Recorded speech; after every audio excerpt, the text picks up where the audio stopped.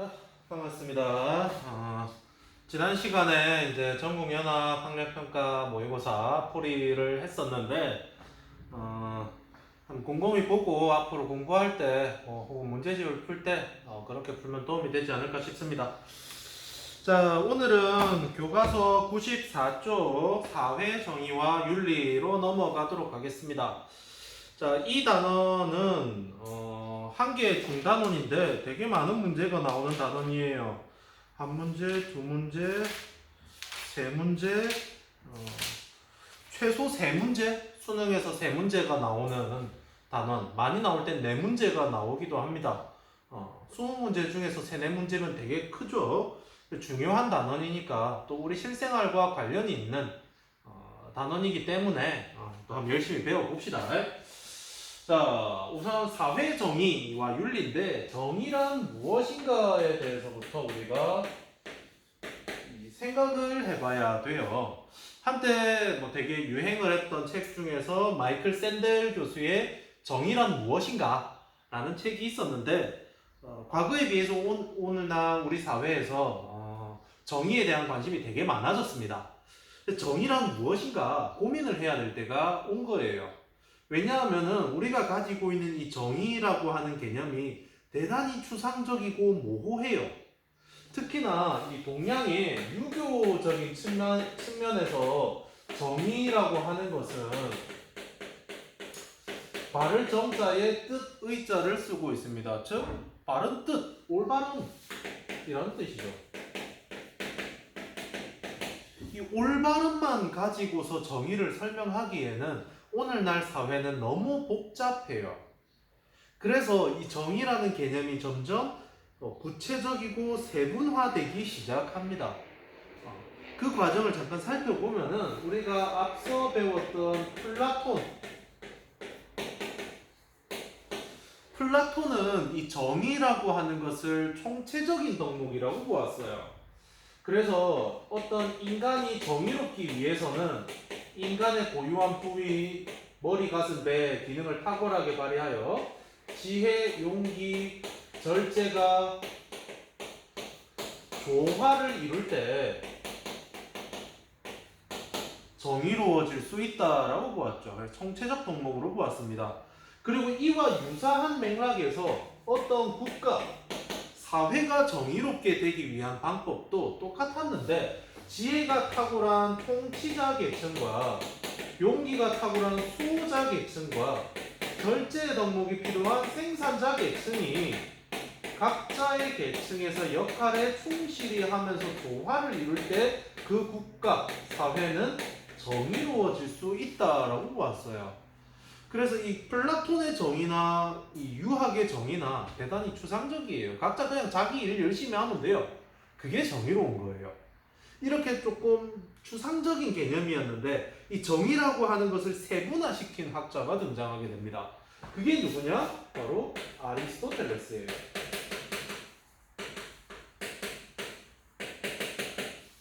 아리스토텔레스. 여기서 이야기하는 기존의 유교나 플라톤이 이야기했던 정의는 결국 인간이 도덕적으로 살면 사회도 정의롭게 될 수 있다 라고 하는 논증으로 이어져요. 그런데 아리스토텔레스는 이 정의를 구분합니다. 구분해요. 어떻게 구분하느냐? 이 정의라고 하는 것을 보편적인 정의와 특수적인 정의로 구분합니다.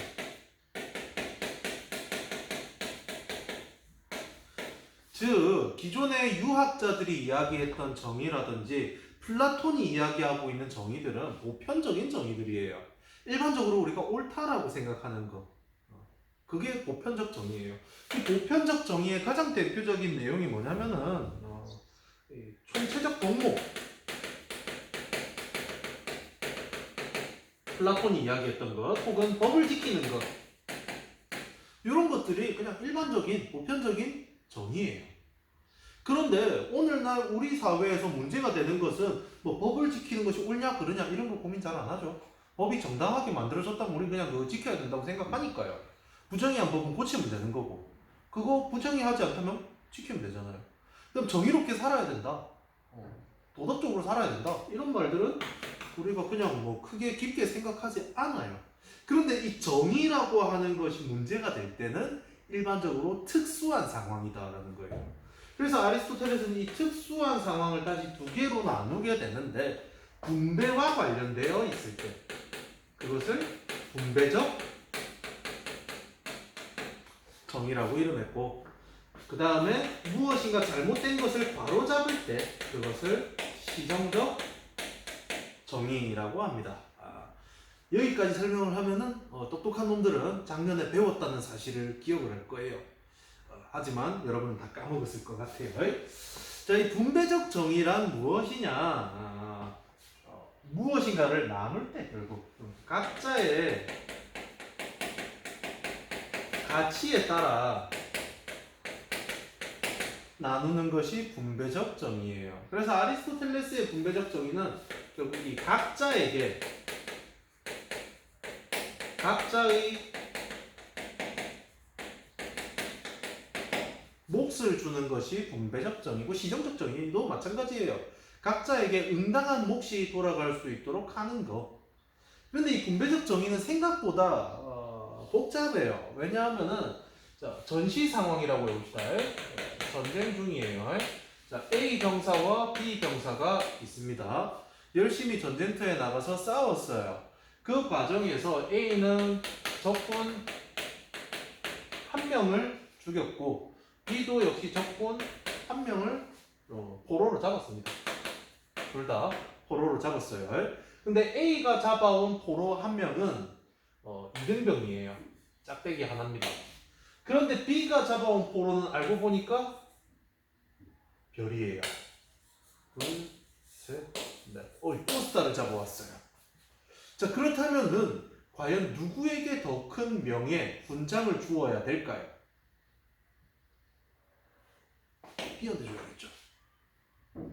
숫자상으로 보면은 같지만 이것도 고려해야 되죠. 그래서 아리스토텔레스는 이 분배적 정의는 기하학적 비례의 동등성에 따라야 된다고 이야기합니다. 이 기하학이라고 하는 거는 뭐 수학 시간에 배울 텐데 원래 이 기하학은 어디서부터 출발하냐면 땅을 재는 것, 측량에서부터 출발을 해요. 우리가 땅을 잴 때는 1차원적으로 재지 않죠? 가로도 봐야 되고 세로도 봐야 되고 높고 낮음도 봐야 되고 복합적인 기준들이 필요합니다. 그래서 아리스토텔레스는 그것을 기하학적 비례라고 표현을 한 거예요. 뿐만 아니라 A와 B가 노동을 합니다. 이 노동을 하는데 노동을 해서 A는 신발을 10켤레를 만들었어요. B는 신발을 5켤레를 만들었습니다. 그런데 이 둘이 열심히 신발을 팔아서 15만 원을 벌었어요. 그러면 이 15만 원을 어떻게 나눠야 될까요? 단순하게 10만 원, 5만 원 나눠야 될까요? 그렇게 생각할 수도 있겠죠. 그런데 알고 보니까 B가 만든 신발은 2만 원에 팔렸어요. A가 만든 신발은 5천 원에 팔렸어요. 그럼 숫자가 안 맞죠? 다시. 자, B는 사장님이에요. 사장님. A는 직원이에요. 그랬을 때 과연 사장님이 5만 원 받고 직원이 10만 원 받을까요? 아닐 수 있죠. 또 A와 B가 신발을 만들었는데 이 신발을 만들 때 들어갔던 재료, 가죽을 B가 샀다라고 해봅시다. 그렇다면 또다시 달라질 수 있겠죠. 그 다음에 이 신발이 얼마에 팔렸느냐에 따라서도 달라질 수 있을 것이고 단순하게 우리가 숫자상 2대1이니까 2대1로 나눠야 된다 라고 하기에는 분배적 정의는 복합적인 기준이 필요하다는 거예요. 그래서 기하학적 비례가 필요하다. 아리스토텔레스가 그렇게 이야기한 겁니다. 반면에 시정적 정의는 좀 더 심플합니다. 이거는 잘못된 것을 바로 잡는 것이기 때문에 손해를 입힌 만큼 내가 이득을 취한 만큼 그만큼만 다시 바로 잡으면 돼요. 그래서 이건 심플해요. 산술적 비례예요. 내가 100만 원의 피해를 입혔습니다. 그럼 얼마를 갚으면 됩니까? 100만 원을 갚으면 되는 거예요. 내가 1000만 원의 손해를 끼쳤다. 1000만 원의 손해, 1000만 원을 갚으면 되는 거죠. 심플해요, 산술적 비례는. 그래서 옛날에 이런 게 있잖아요. 함무라비 법전.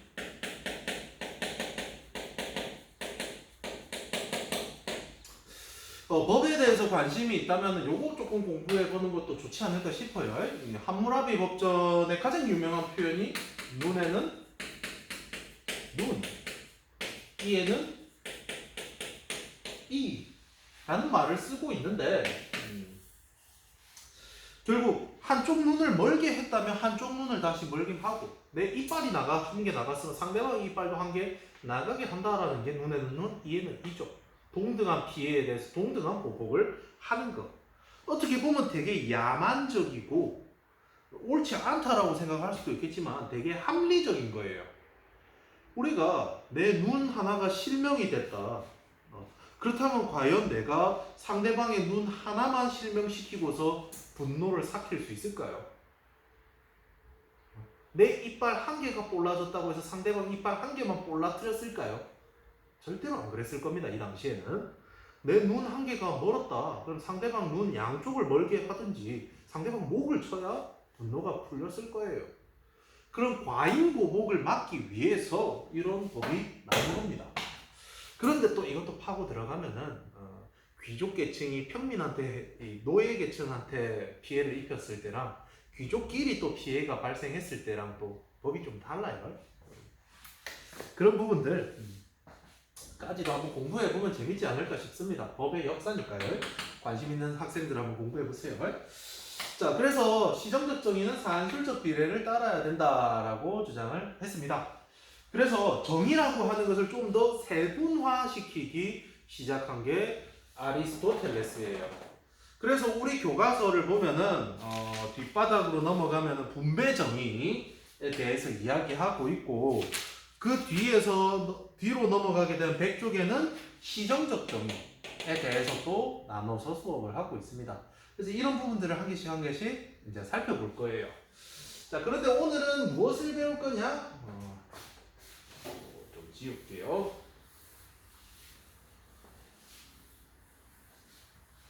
오늘은 요 아저씨에 대해서 조금 배워야 됩니다.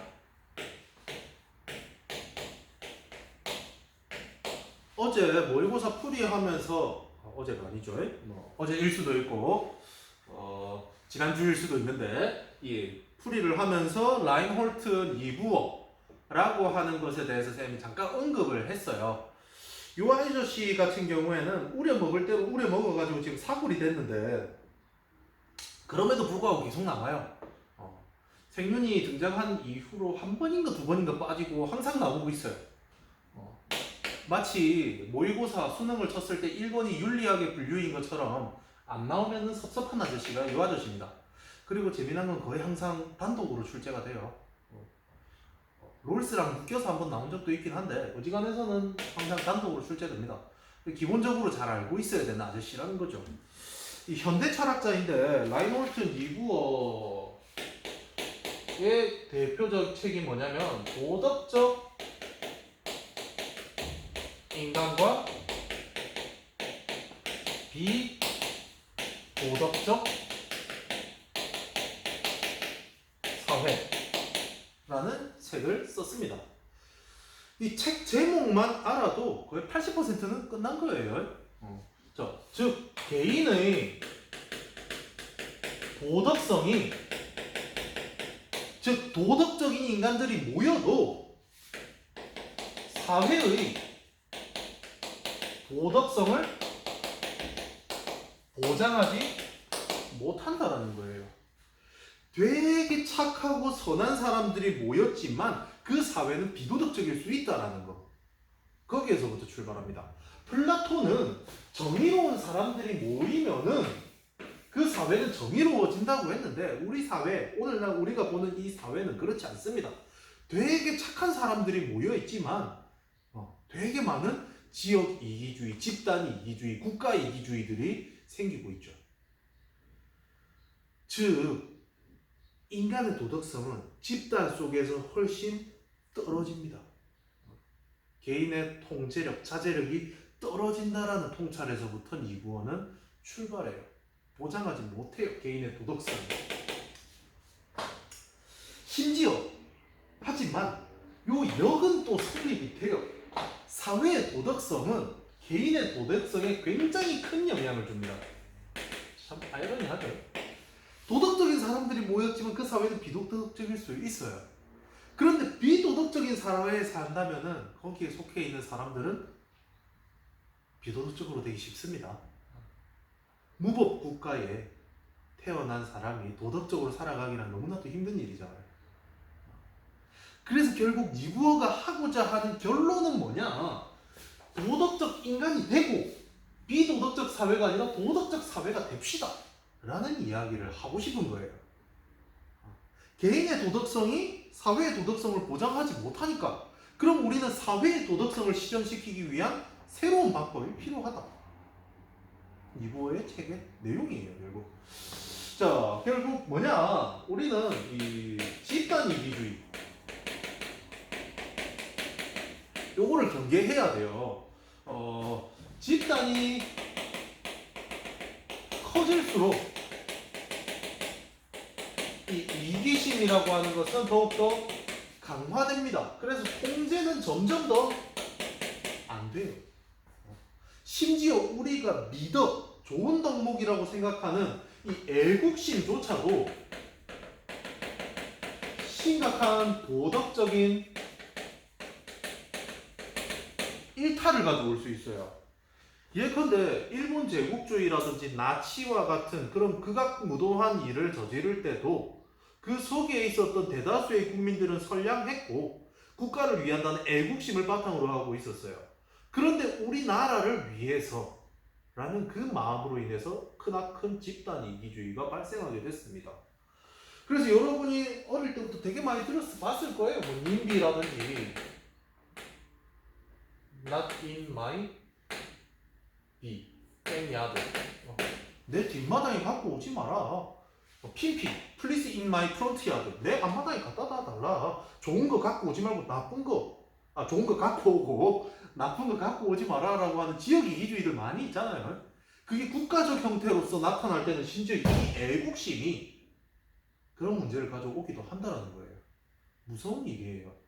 우리가 지금 한 번씩 정치를 보다 보면은 당 간의 갈등, 정당 간의 갈등이 많이 생기죠. 참 안타까운 일이에요. 대한민국 발전을 위해서 서로 협력을 해도 모자랄 판에 싸우고 있는 모습을 보면 안타까운 일이에요. 근데 우리는 이 똑같은 모습을 역사 속에서도 볼 수 있죠. 여러분이 참 되게 싫어하는 부분 중에 한 개가 조선시대인데 조선시대 그 당쟁 뭐 남인이니 서인이니 북인 노론 소론 뭐 대윤 소윤 하면서 막 이런 거 있잖아요. 그 당끼리 싸우는 거 보면은 그 속에 있는 사람들은 다 열심히 유학 공부해가지고 도덕적으로 살아야 된다, 도덕이 무엇이다 막 이런 이야기 하고 있는데 그것이 정치판에서 서로 집단 간의 이익과 결부되면서 문제가 생기는 거예요. 지금 막 우리가 정치판에서도 보면은 막말이라고 하는 것을 막 하는 분들이 있죠.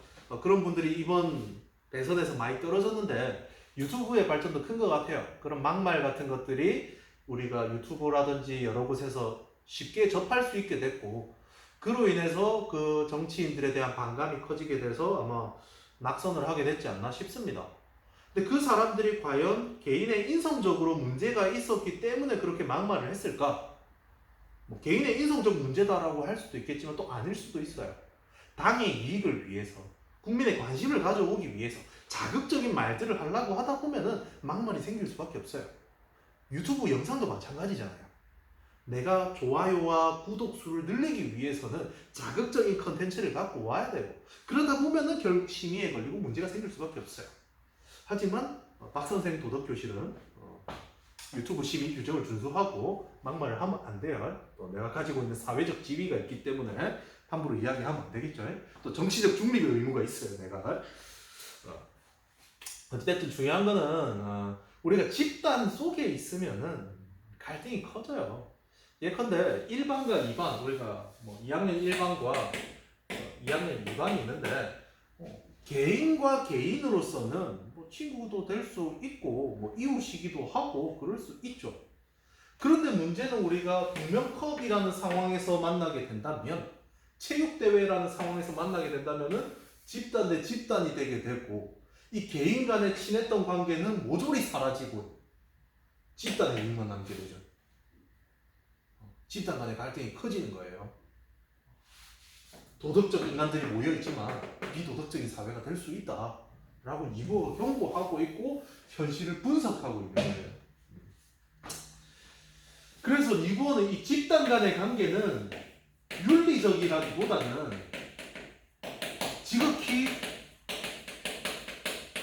정치적 관계다라고 표현을 합니다. 여기서 또 정치에 대해서 우리가 또 한마디 짚고 가야 돼요. 우리가 공자께서 정치를 말씀하시기를 정치란 정의다, 바른 것이다, 이런 사고를 가지고 있으면 이 말을 이해를 할 수가 없어요. 현실의 정치를 보면 돼요. 우리가 정치의 가장 기본이라고 할 수 있는 것은 기브 앤 테이크예요. 주고받는 거예요. 주는 게 있으면은 받는 게 있어야 돼요. 우리가 한 번씩 정치 뉴스들을 보다 보면 국회의원들이 서로 열심히 물어뜯고 싸우고 있는데 뒤에 퇴근하고 나면 형님 하고 있습니다. 그러면서 뒤에서 조율을 해요. 의견 조율을. 이게 정치예요. 우리 역사를 봐도 그래요. 열심히 당파끼리 싸우지만 그 안에서 보면은 누군가 한 발 양보를 하면 또 누군가 한 개 또 내줘야 되고, 그런 걸 표현하는 거예요. 그래서 집단과는 정치적 관계다. 그래서 이것에 대한 견제가 필요하다는 거예요. 근데 이 힘의 불균형,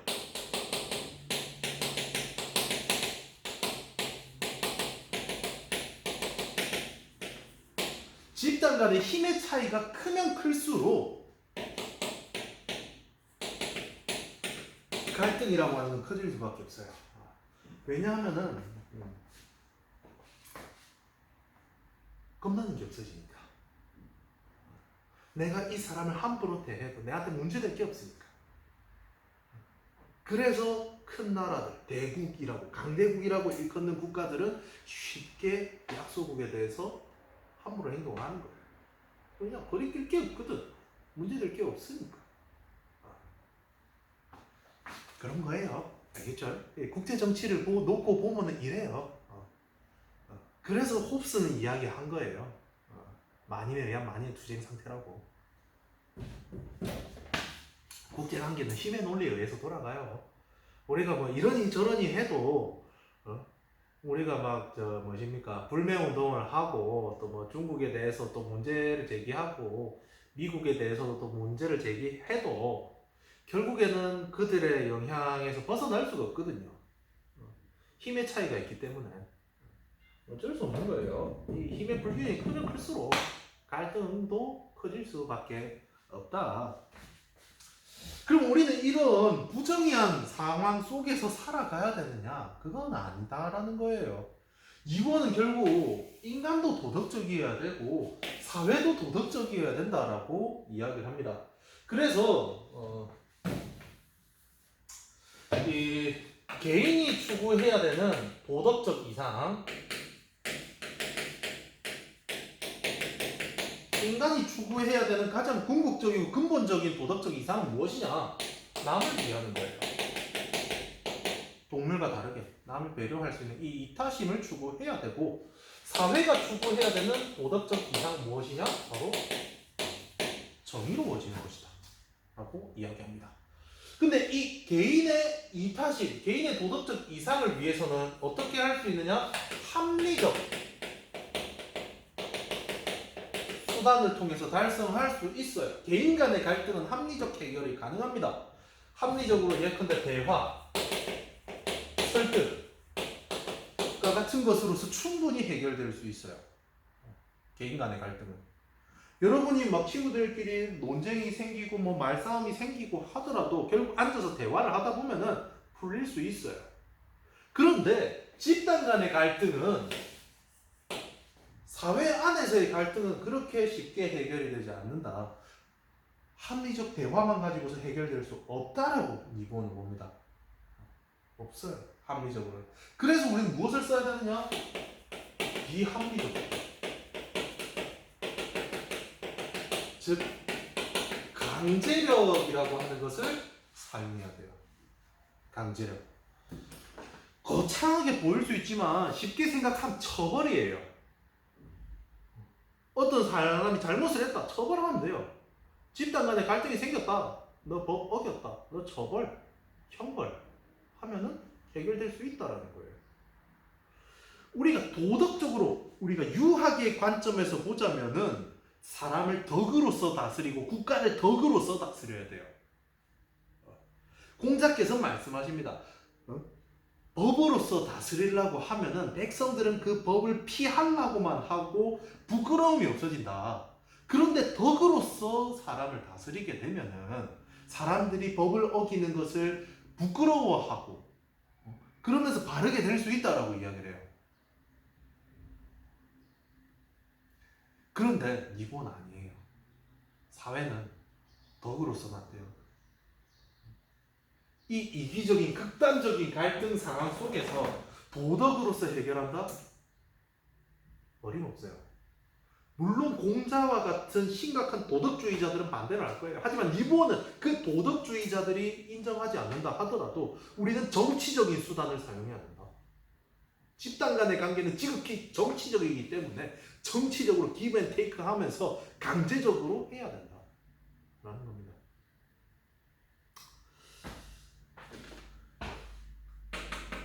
쉽게 생각하면은 만약에 나와 쌤과 뭐 여러분 중에 한 명이 어떤 갈등이 있다. 개인과 개인 간의 갈등이기 때문에 대화로 해결하면 돼요. 그런데 우리의 갈등이 학생과 교사라는 집단으로서 갈등이 생기게 된다면 이 안에는 강제력이 들어올 수밖에 없다라는 거죠. 대한민국 법이라든지 교칙이라든지 그런 문제가 들어올 수밖에 없다라는 겁니다. 그 강제력을 써서라도 우리는 정의를 달성해야 된다. 근데 물론 이게 좋지는 않겠죠. 강제력이라고 하는 게 합리적이진 않으니까요. 그래서 이거 최소한 써야 돼요. 최소한 써야 된다. 그 다음에 중요한 게 뭐냐면 이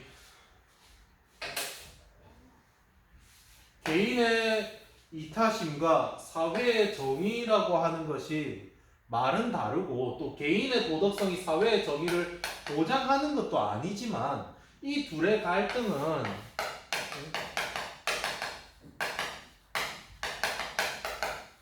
상호 보완적이다라는 거예요. 배타적이지 않아요. 쫙 잘라놓고 개인의 도덕, 사회의 도덕으로 갈라지는 게 아니라 서로 간의 역할을 할 수 있다라는 점이 필요합니다.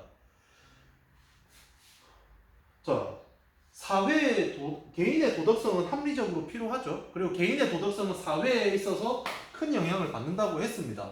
그런데 개인의 도덕성은 사회의 도덕성을 보장하지 못하지만 이 강제력은 무엇이 필요하냐? 선의지에 바탕이어야 돼요. 여기서 선의지는 칸트의 선의지를 떠올리면 안 됩니다. 무조건적으로 선한 의지까지 거창하게 갈 필요도 없이 우리가 정의로운 사회를 만들겠다라는 선한 의지라고 보면 돼요. 정의로운 사회를 만들겠다라는 의지, 의도. 그냥 너 기분 나쁘니까 처벌하는 게 아니라 정의를 위해서라는 선한 의지가 필요해요. 강제력에는.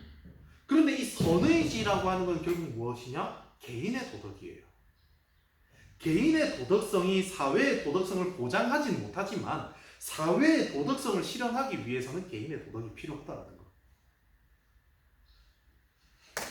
뭐 어떻게 보면 좀 갑자기 이제 마지막 가서 길을 잃은 것처럼 느껴질 수 있어요. 다시 한번 정리를 해볼게요. 니보어의 핵심은 뭐냐? 개인의 도덕성이 사회의 도덕성을 보장하지 못한다. 그래서 도덕적 인간과 비도덕적인 사회예요. 그런데 개인의 갈등은 합리적으로 해결할 수 있어요. 그런데 집단의 갈등은 합리적으로 해결이 안 돼요. 그래서 강제력이 필요해요. 근데 이 강제력은 선의지에 바탕해야 돼요. 집단 간의 갈등을 해결하겠다라는, 정의를 실현하겠다라는 그런 선한 의도에서부터 출발해야 돼요. 근데 결국 이 선한 의도라고 하는 것은 개인의 도덕성이다. 그래서 우리는 도덕적 인간이 되어야 되고 도덕적 사회를 만들기 위해 노력해야 된다. 라는 게 이부입니다. 조금 이해가 안 되면은 다시 한번 돌려서 보는 것도 괜찮지 않을까 싶어요.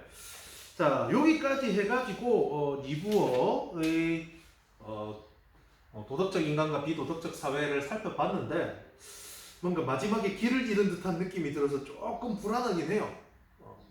여러분 잘 해낼 수 있을 거라고 믿습니다. 어찌됐든 우리는 사회 정의를 실현하기 위해서 다양한 노력이 필요하다라는 겁니다. 개인의 도덕성을 갖추는 것도 필요하고 기본이고 이거는. 그리고 정의로운 사회를 만들기 위한 제도가 필요하다라는 거. 제도가. 플라톤처럼 막연하게 그냥 이렇게 할 수도 있지만은 구체적인 제도들을 통해서 집단 이기주의를 방지하고 갈등을 해결하기 위한 좋은 제도에 대한 고민이 필요합니다. 알았죠?